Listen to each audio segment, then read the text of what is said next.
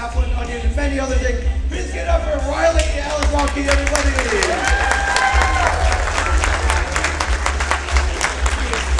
And running out the panel, you know as the voice of Johnny Bravo, from Texas Laboratory, from Powerpuff Girls, Gargoyles, Life for One Time. He's the pride of Houston, Texas, everybody. Please give it up for Jeff Bennett.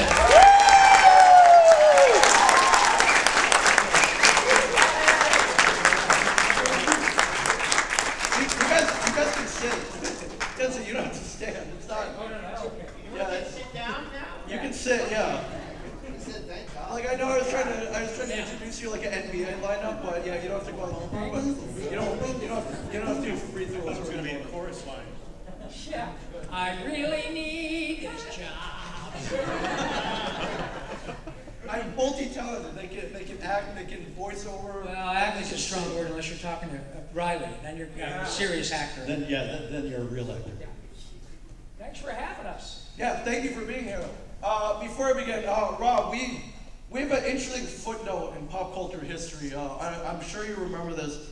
In 2017, we were kind of at an ill-fated Comic Con that we don't really talk about, but in Dallas, Texas. But one of the features of this convention was they had set up, Stan Lee was one of the guests, the great Stan Lee. You guys like Stan Lee? Yeah! And he was at this convention, and it was on his birthday, and they're like, hey, we're gonna do a birthday roast of Stan Lee. Yeah. And me and Rob got to roast Stan Lee. We roasted Stan Lee, and and he's surprisingly tasty. Yes, He was. Thank you, Ben, for mentioning that. And that was a remarkable opportunity. I don't know how many, we've all had the pleasure of working for Marvel, but at some of these events, you know, Mr. Lee would be around in his little scooter. Yeah. He was like 94. And remember his wife called him, or he called her on the phone? We called his wife Jody on the phone during the roast. Hey, guess what? These cartoon people are roasting me. And Maurice was there, so Maurice was there. Pinky and the Brain did a little roast of the man himself. And as I'm leaving, I just said, oh my God, I'm going to shake. I love Pinky and the Brain. Anyway, thanks for bringing that up. It was great. Yeah, just to say that you never know where acting voice. You never know where your career is going to take you. That's right. Yeah, it was a very interesting. Well, and Robbie and I were just talking about that as we were coming in. Is how we feel like we've hit the lottery. You know, with everything that we get to do and have gotten to do in our careers. And yet now, with you guys, it's such a gift to be able to meet you guys and hear your stories and get to connect with you people. I love it. Yeah, for sure. So thank you guys for being here.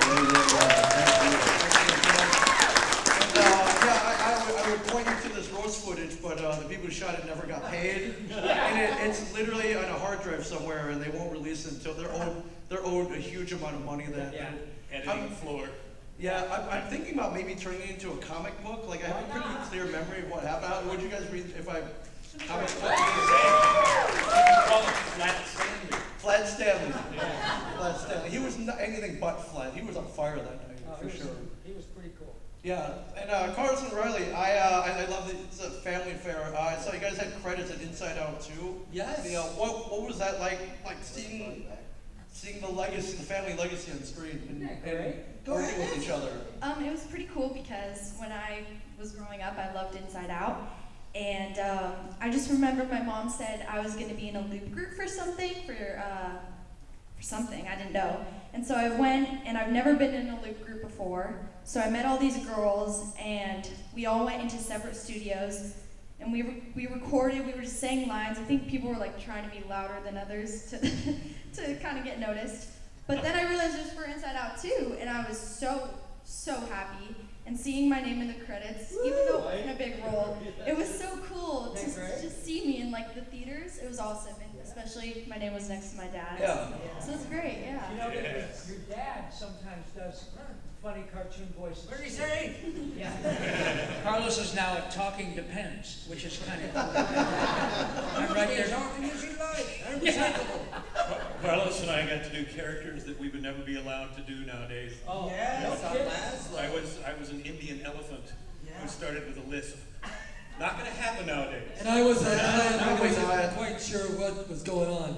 Yeah. Right. Yes, and we don't know what Hi. together, and we're like a fun. But it's a very, you're very prideful, even if it's you're a loop group and even when we're in the additional voice category of a film, Yeah. down the end of a scroll, it's like, hey, my name is there, my daughter's name is there. It's really lovely. It's fantastic. That's great. I like it. Yeah, it won't be the last time, I don't think. No, you're right. No way. And yeah, for anybody other, the goal as an actor is just to get the IMDb credits. Just to get That's that all about the IMDb credits. Like I can walk into a bar, it's like I'm in IMDb. How about that? Boom, red carpet rolls out, free drinks, like yeah, all kinds of stuff. Some Yeah, things we really love about the digital age. yeah, which is amazing. Yeah. When It's all category. I'm like, did I do that? Okay, I guess I did. I don't, yeah, yeah. Especially nowadays. Christy, she started it. Especially nowadays with AI, it was you. Yeah. And you didn't know it, huh? And yet it wasn't. Yeah, I think before I had a can. fella come up to me today, he said, I think you owe me something, son. I'm gonna give you a 5-knuckle introduction. What happened? He goes, you killed my dog. What? My dog loved the Animaniacs and he just ran smack into the television.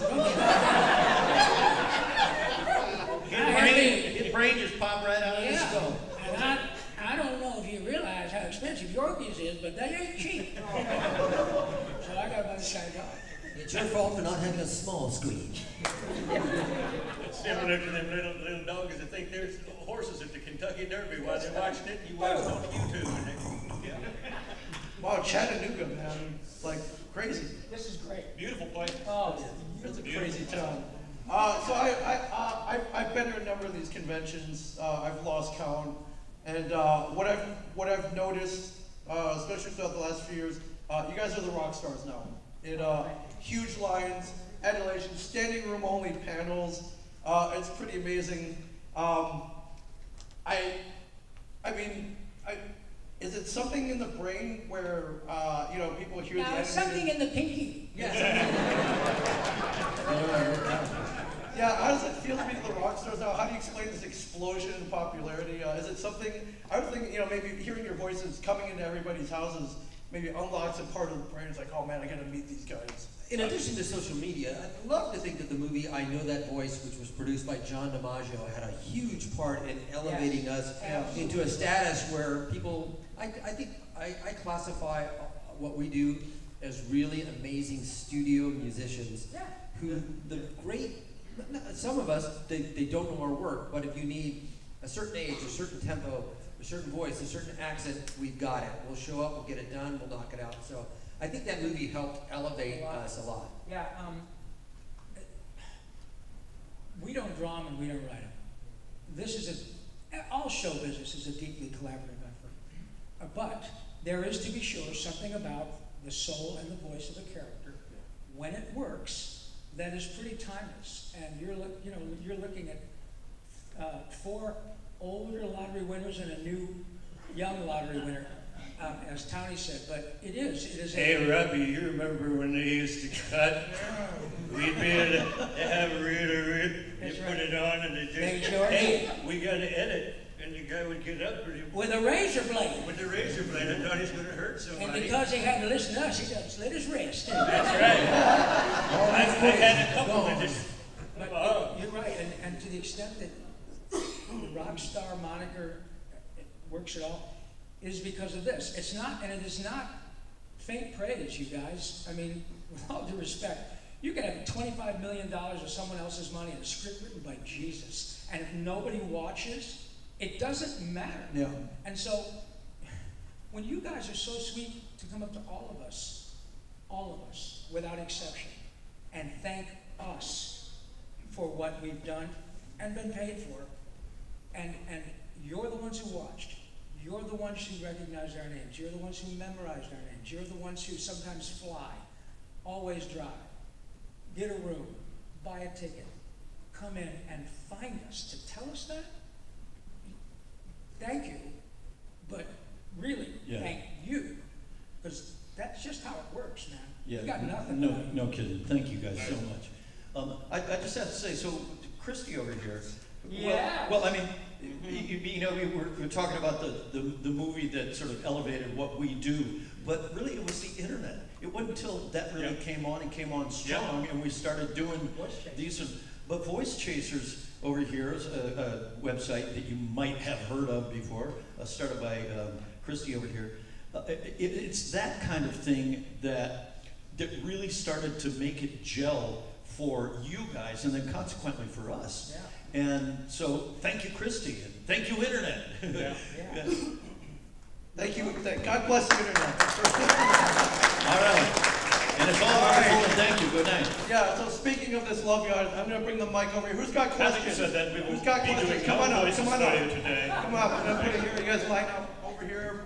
And this is your pattern.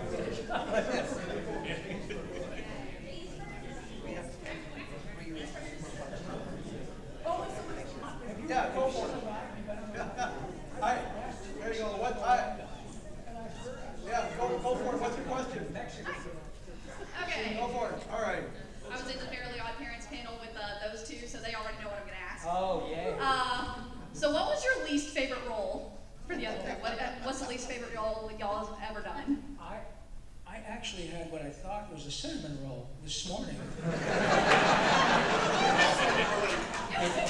It turned out to be a melted styrofoam cup, and I'm gonna have a little trouble later. Styrofoam with cinnamon. Our least favorite, honestly, let's go down the line. I don't have one. Yeah, same here, because sometimes people will come up and say, hey, I heard an interview, you really hated this character. And I don't know where that ever happened. I had one situation. Is that one? Yeah. That was, and I started out loving it. Yeah. But it was Indian in the Cupboard. Oh, yeah. And Michael Bell was directing me. Well, that right there. Replace. Sorry. Well, listen, sweetheart. Yeah. Okay, follow my direction. Oh, boy. But it was one of those where I had to speak as the fastest talking Frenchman actor. And literally this guy was like,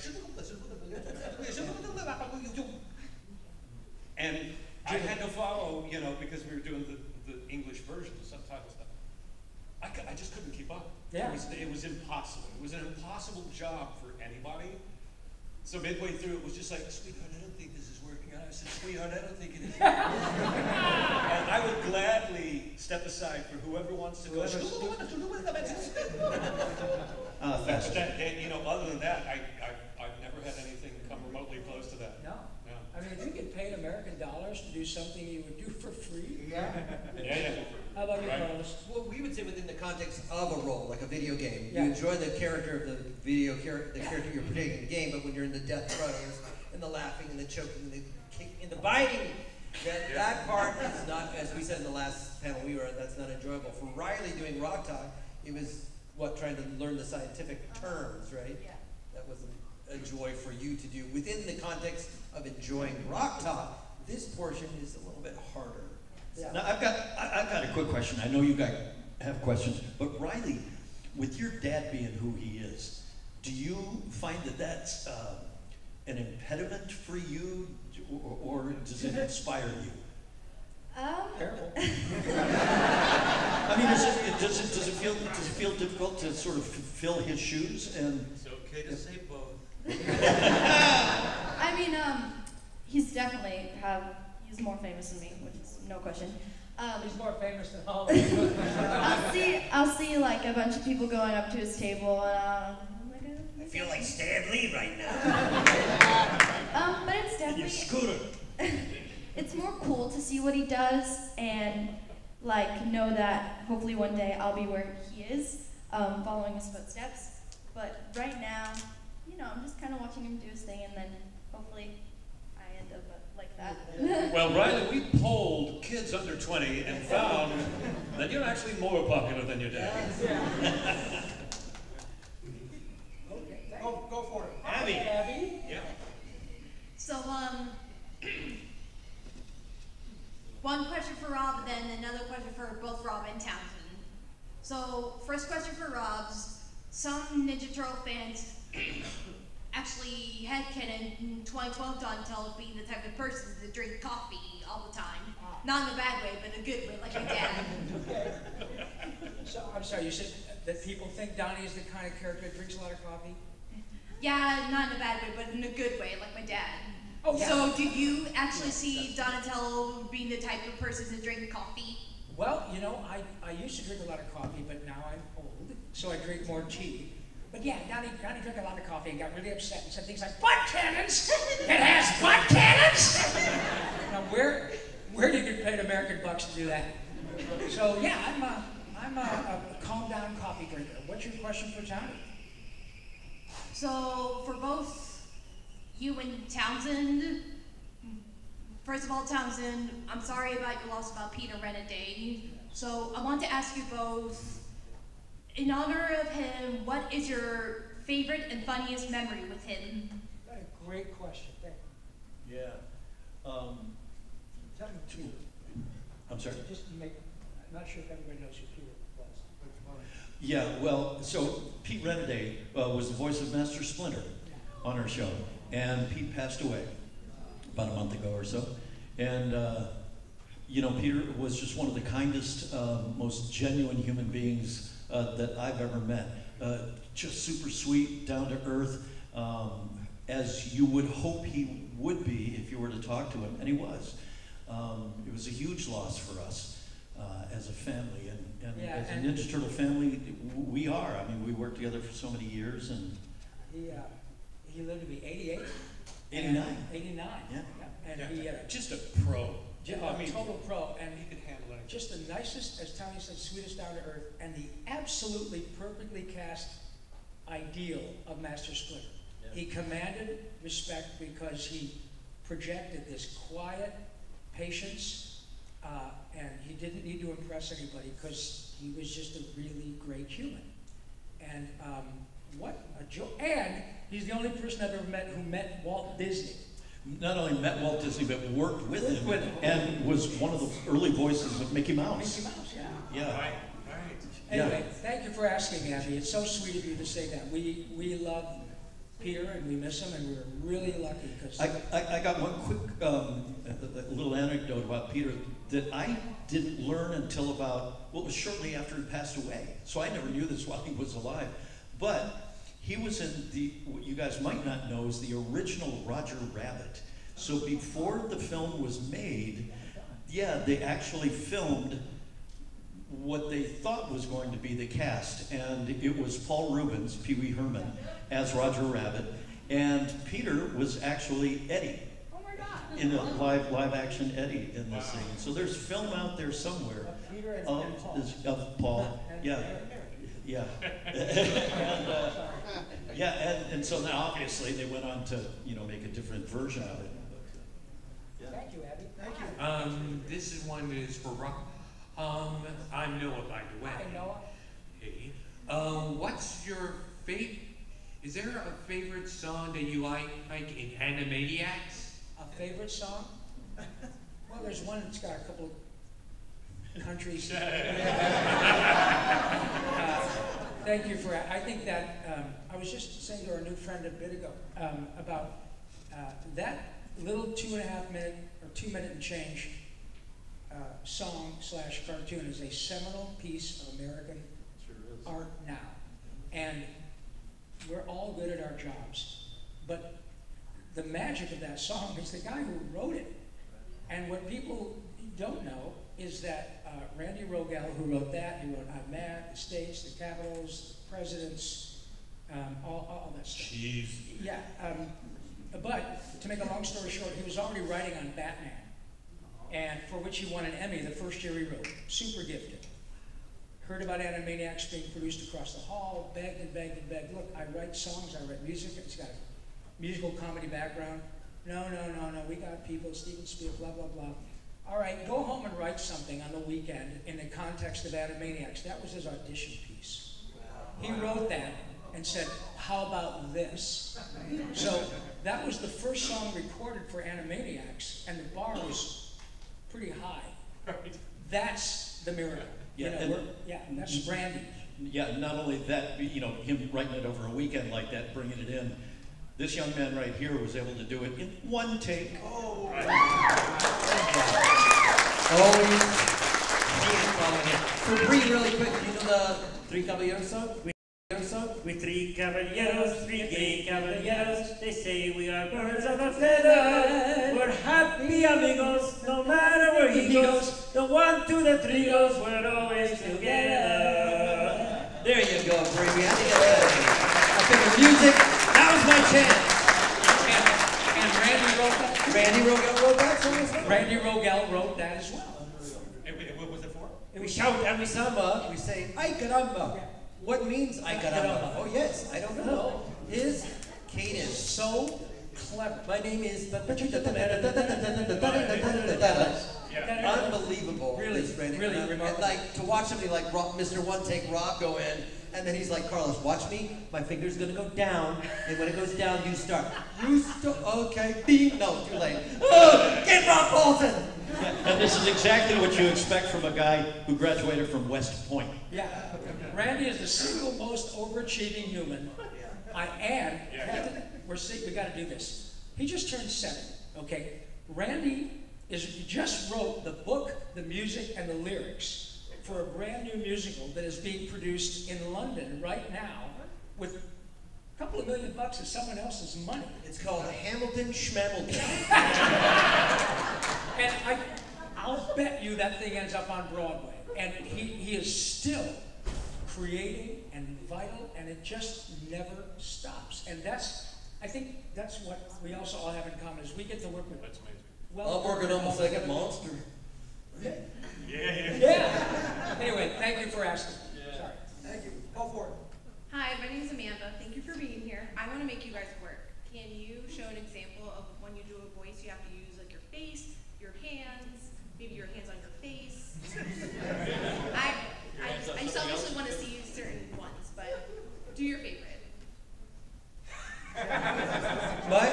My new favorite is on Exploding Kittens. There's a rat called Chortle, and they wanted a Louisiana Bayou type of guy. Oh, yeah. And I said, well, Jim Cummings is the man, right? But I knew Ed Orgeron as a football coach. If you guys follow the SEC, you should coach LSU. Yeah. So we played a good first half out there. Joe Burrow's gonna play better in the second half, and I think we're gonna take this game in the fourth quarter. Go Tigers! So I definitely, when I do that, boy, I got to pretend that Ed Orgeron. You got to hunt down like that. Yeah. I have to say there are certain actors. John DiMaggio is another one that moves, a lot. Welker, when he's doing his magic, the D. Bradley Baker talks about how he changes the shape of his sinuses to make these. I mean, there's so many things that I remember. I have to see the face. You're Adam West. To do it. He's better than Adam West. Because when you are doing Adam, there's a certain kind of thing you have to think. And I usually try to visualize someone on a toilet just about to let go. Johnny, let's go find your mama. That's a real.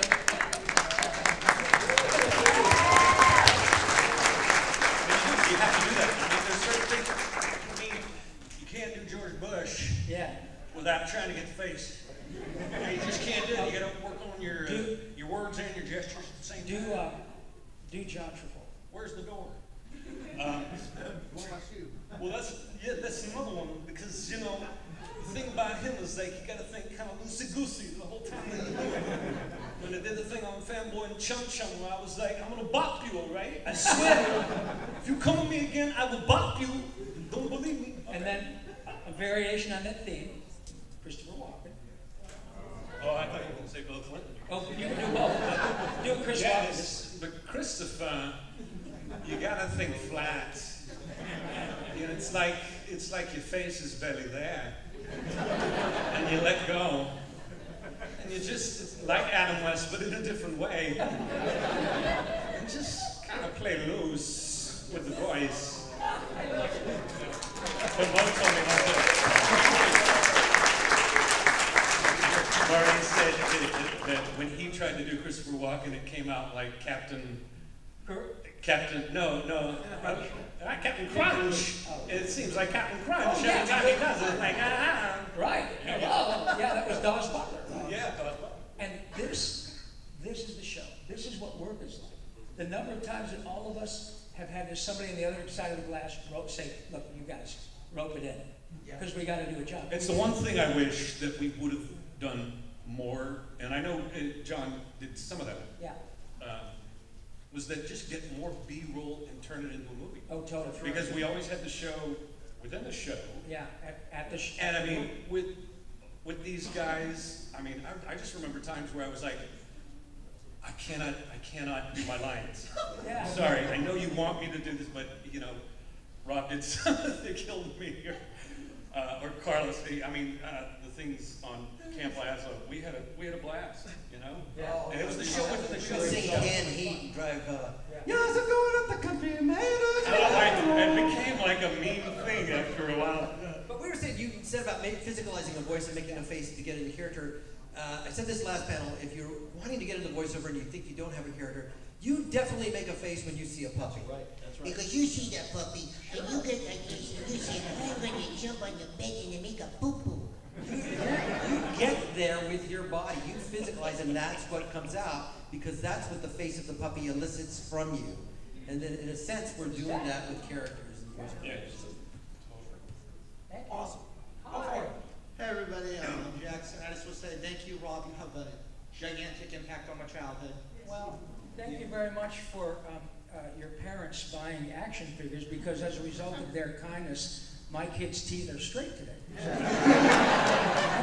That's very kind of you. Thank you, sir. I appreciate it. And my question for you is, what is your favorite Yakko thing that meme? Because if you don't know, Yakko has a huge presence on the internet right now.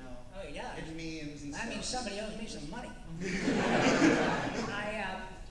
No, fingerprints. That's a pretty good one. Honestly, thank you. All of us are so fortunate to have characters that have, well, look, this is the Taco Bell dog. How cool is that? And Rocco. And Rocco. I'm not a wallaby. Another tribute band. Thank you, buddy. Go for it. I'm Chris. Hi, Chris. You may know me from, some of you may know me from another panel. Hi, Chris again. But like I said, I'm something of a voice actor. North. Great. I love it. I love that you imagine it, you physicalize it, and it comes out. Yep. Sure did. And he did the face. Yep. Thank you, face. Mom and Dad. And you're very good, so be careful walking to your car. Thank you. That was great, pal. You're welcome. Hasta la vista. Nice job, man. Bring it. I love it. And I love the top hat. Outstanding. Hi. Hey guys, first of all, my name is Joe, and I want to say that each of you have been a major part of my childhood, you know, watching your various cartoons. I have a question. But you look older than us. Oh, it's the bit. It's a costume. So I have a question. There you go. You're tall.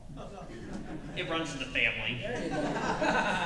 So I have a question specifically for Carlos and then for Jeff.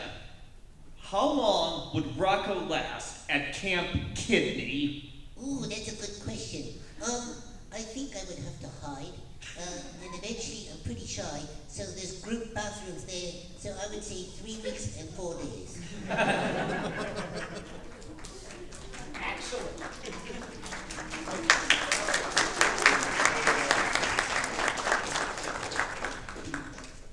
Now for Jeff.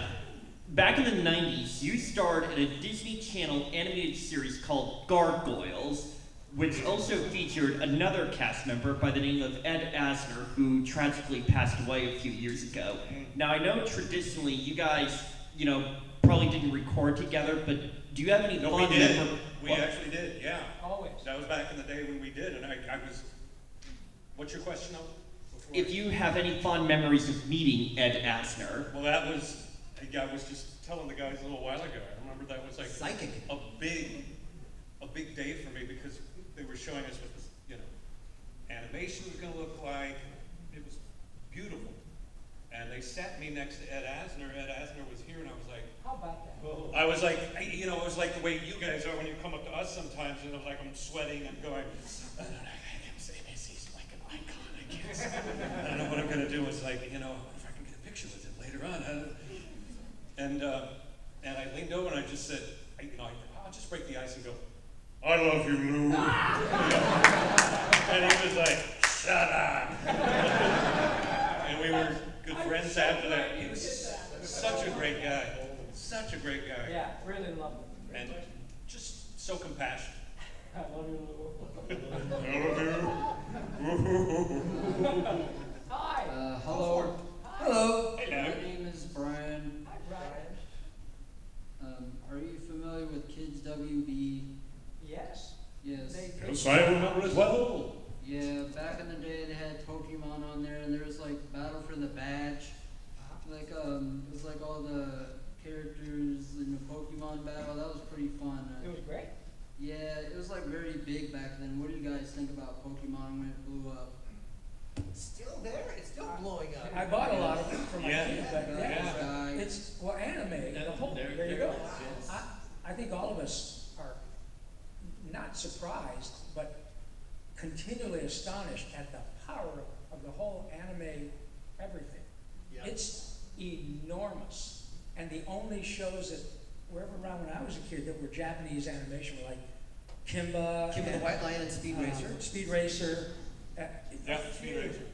But this is just ridiculous in a great way. But are you detail is still great. collecting Pokemon stuff? Well, not that much anymore, except for the Amiibo. I want to get like the Jigglypuff one. Well, The only worrying part of that was like, I remember being in between sessions at Cartoon Network and the WB, and literally seeing kids doing Pokemon Go and running into traffic, looking for the next Pokemon Go. Like, look out, that's a real car, sir. So, I'm supposed to rob a liquor store. yeah. Oh my God, they shoot back. Yeah. I didn't think they would hurt. Yeah. Day. Thank you, buddy. Pokemon Go. Thank you, Brian. Thank you, Brian. Thanks, Brian. I have like a little reference for Rob Paulsen. Ow, my scapula. Thank you. Stay away from Jimmy's mom. I think we should say that there are certain voices, since it's close to Halloween, Yeah. there are certain voices that haunt each of us. I don't know if you ever think about this. It's like sometimes, you know, in daily activities, it's just Carl will come into my head because his voice was the perfect voice for one of our dogs. I mean, We had a little Susie told me We had a little Jack Russell Terrier named Beanie, and so every time Beanie would come in the room, like, "Hey, Beanie, how you doing? I'm gonna rip you out of your face. So it's like I was haunted by Rob Paulsen's voice.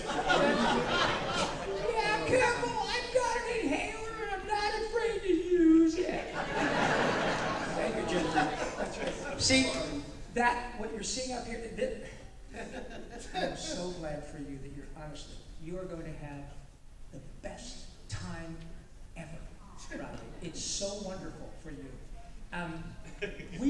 We all have known each other for decades, and we work with people who are our best friends in Hollywood and the world, whatever. We've known each other forever, and this is how work is. So work is with a small W. You know, isn't this great? How does your dad make a living? I mean, come on. Thank you, brother. Do you mind if I ask the guy in the Ninja Turtles shirt? I'm gonna ask a question. I'm gonna make a reference or something. Well, the only problem is we've got a couple of other people that we have to get through too. So I'll just ask, what's your favorite Ninja Turtle game? I'm playing Turtles in Time on my Switch on the Cowabunga collection. Well, from what I understand, what's the Shredder's Revenge? I've heard is really good. So let's go with that. Okay. Thank you, buddy. Thanks, Brian. Cowabunga it is. Cowabunga did. Step on up. Hi guys. Hi. I just want to say it's so awesome to have you guys in our hometown. we're just so thrilled and so honored to have you. And I barely survived my encounter with you, Rob. You barely survived? Barely survived. Well, I bathed. No deodorant, but I did bathe, so I'm sorry. My question is for everybody. Who, okay, let me get it together. Have you guys ever been starstruck? Oh. Yeah. Well, yeah. I told Ed, mine. All of us. With Ed, as well as many people. Jonathan Winters. Oh my God. Jonathan Winters came up to me in the parking lot. Yes. Outside of the old Hanna-Barbera. Hanna-Barbera. And he was carrying he used to carry around a medical bag. Like this old-fashioned doctor's bag, like you'd see in Gunsmoke or something. And he had something in his pocket. He goes, excuse me, I wonder if you've ever seen one of these before. And I was like, what is he doing? And he pulled out a Buckeye. Yeah. That's a Buckeye. From Ohio. Ever seen a Buckeye before up close? I was like, no, Mr. Winters. We're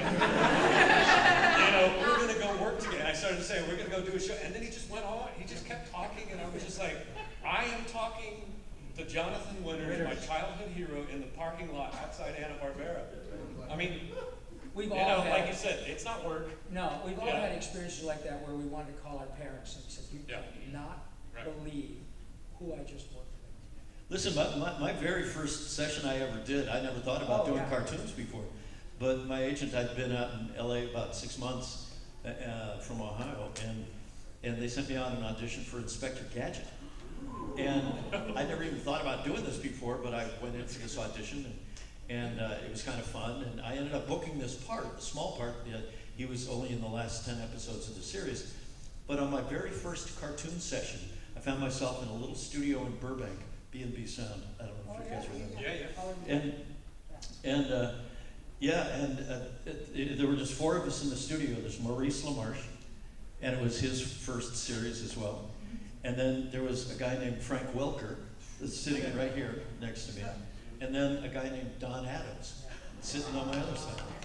And I was just looking around, and I had no idea who Mo was. I had no idea who Frank Welker was, which is crazy to me now. But then I just was unaware. And of course I knew who Don Adams was because he was Maxwell Smart and all kinds of stuff. And he was Inspector Gadget. But during that session, that's where all of a sudden my eyes were opened to what these guys could do and what this business was. And I begged my agent to please send me out on more of those kinds of auditions because that was just, I was so starstruck and still am. To this day, some of the people I've gotten to work with, like these guys. I have a kind of a weird, how can I be starstruck? I already know them moment. Yeah. I don't play video games at all.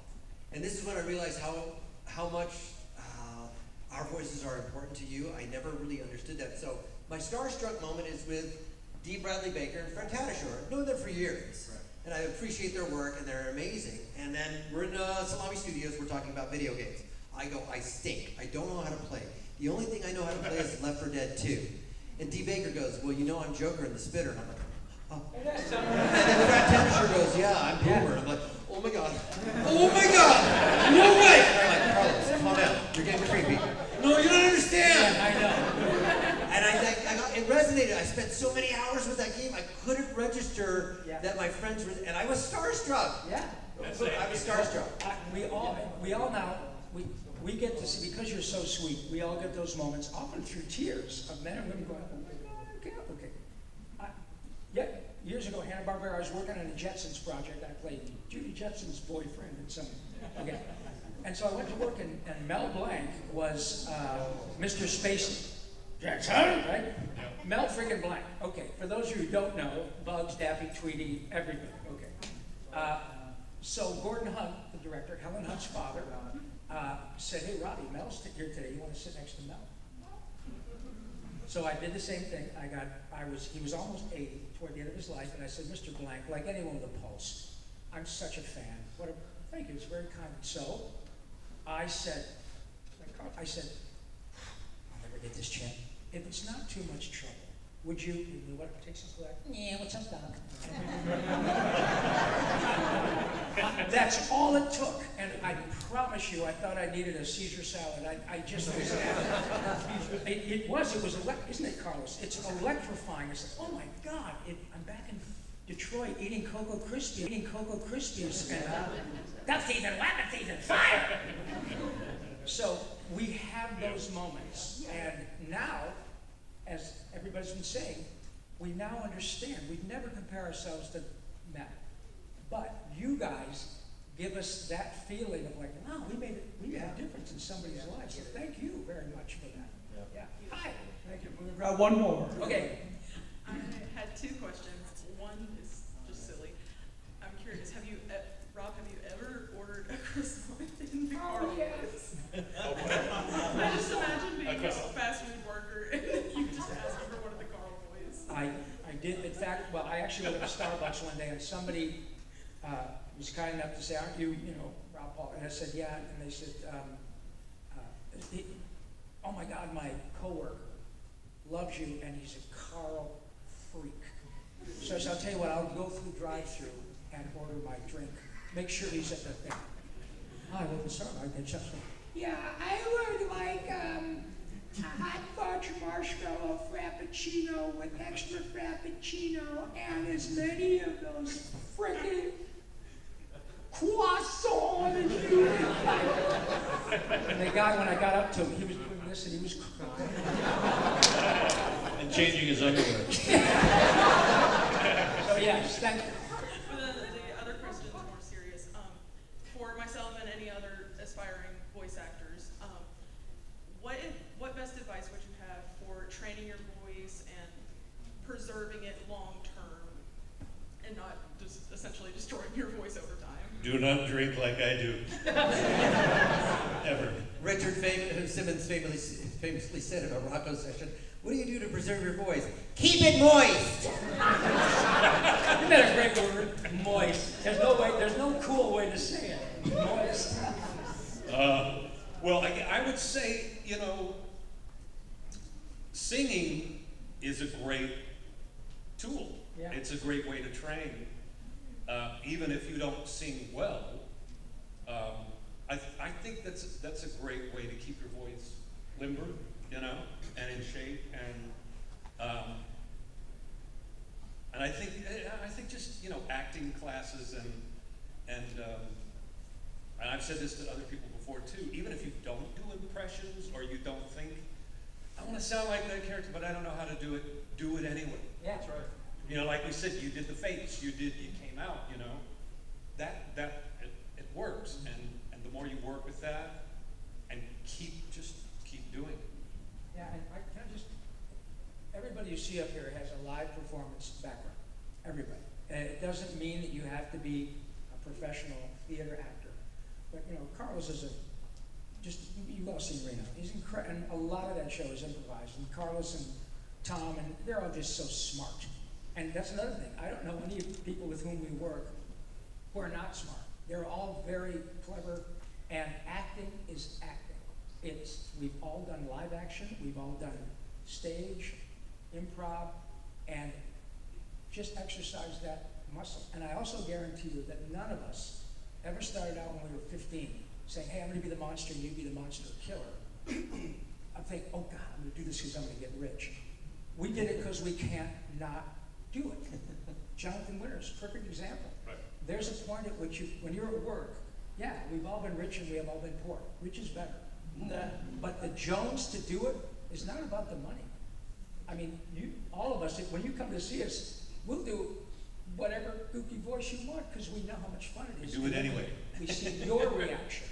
And I'm telling you, once you're on stage and you get a laugh or a cry or applause in the middle of a scene, that's it. You're done. You're hooked. Right. And it is. Whether you make a dime is not the issue. It's about doing it because it satisfies your soul. And it sounds hyperbolic, but that's the truth. So have fun and good luck. Yeah. Well said, my friend. We got to end it on that. I got to get these guys back to the table. So thank you guys. Thank you guys for inspiring. And thank you. And Rylee, got a huge party ahead of you.